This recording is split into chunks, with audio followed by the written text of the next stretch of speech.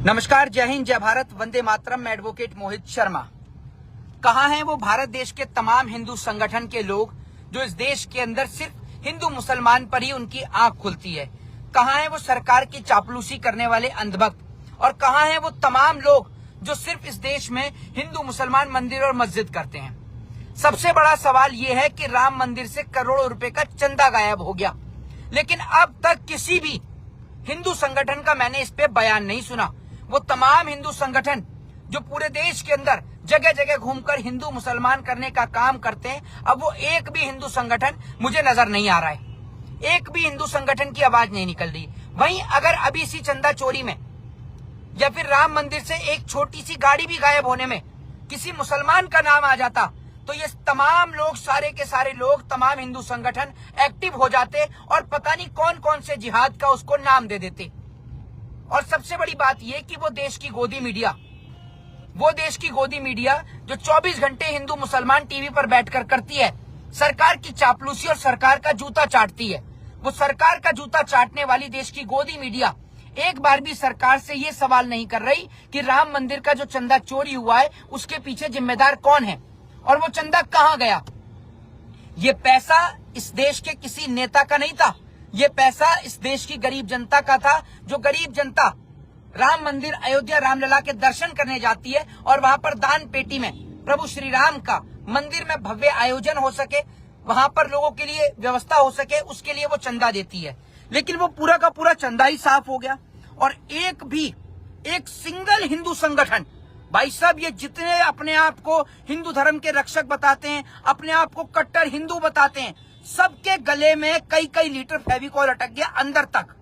वो इसलिए अटक गया क्योंकि उत्तर प्रदेश में सरकार है बाबा की, योगी आदित्यनाथ की, जहां आप कहते हो हिंदुओं की सरकार है, सनातनियों की सरकार है।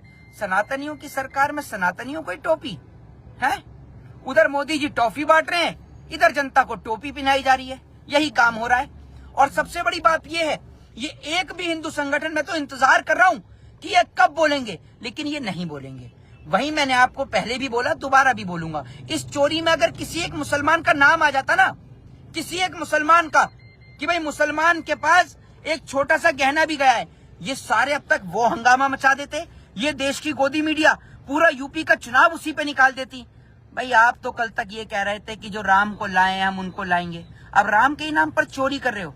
शर्म नहीं आ रही? पहले राम के नाम पर वोट मांगे, पेट नहीं भरा कि अब राम के क्या कहते हैं पैसे चोरी करके फिर उसी से चुनाव लड़ने की सोच रहे हो क्या? बड़ी बात यह है कि ये एक भी व्यक्ति इस देश के अंदर, चाहे वो आरएसएस हो, विश्व हिंदू परिषद हो, बजरंग दल हो, कोई सरकार से सवाल नहीं कर रहा। सारे के सारे कहीं बेहोश पड़े हैं। मुझे तो लगता है कि भारत में है ही नहीं शायद, तभी तो इनकी आवाज नहीं निकल रही। सरकार से सवाल पूछने का इनमें किसी में दम नहीं है। ये सरकार के तलवे चाटते हैं, देश को बर्बाद करते हैं, देश में हिंदू मुसलमान मंदिर और मस्जिद करते हैं, और कोई इनका कोई काम नहीं है, इनके पास कोई और एजेंडा नहीं है, कोई और मुद्दा नहीं है। ये लोग वो लोग हैं जो देश को बर्बाद करने पे पूरी तरीके से लगे हुए हैं। अभी भी कुछ अंधभक्त ऐसे हैं जो गालियां लिख रहे हैं। भैया मैं आपसे सीधे तौर पर पूछना चाहता हूं, जरा ये तो बता दो, ये जो आप गालियां लिख रहे हो, ये राम मंदिर के चंदा चोरी में कौन है?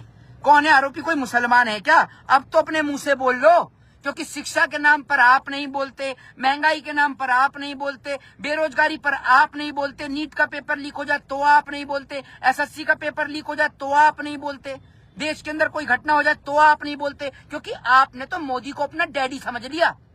और कोई उनके खिलाफ बोले तो आपको इतनी मिर्ची लग जाती है कि कोई अंधभक्तों के पिताजी को कुछ बोल दे, इनको कोई फर्क नहीं पड़ेगा। लेकिन मोदी जी को किसी ने कुछ बोला तो अंधभक्तों का रात का खाना हजम नहीं होगा, उसको गालियां लिखते रहेंगे सुबह से शाम तक।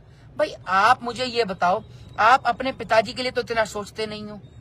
ये तो शुक्र है भैया, अंधभक्तों का जो है, देश के लोगों का कच्चा जो है वो डॉलर का है। रुपये का होता तो गिरता ही रहता, संभालते ही रहते, क्योंकि अंधभक्तों पे तो बेचारों पे कच्चा भी नहीं है। उनकी स्थिति तो इतनी खराब है कि कच्चा भी नहीं खरीद सकते। वो कच्चा पहनते हैं अंधभक्त कि जितने ओजोन लेयर में छेद नहीं होंगे ना आसमान में, उससे ज्यादा छेद इनके कच्चे में है।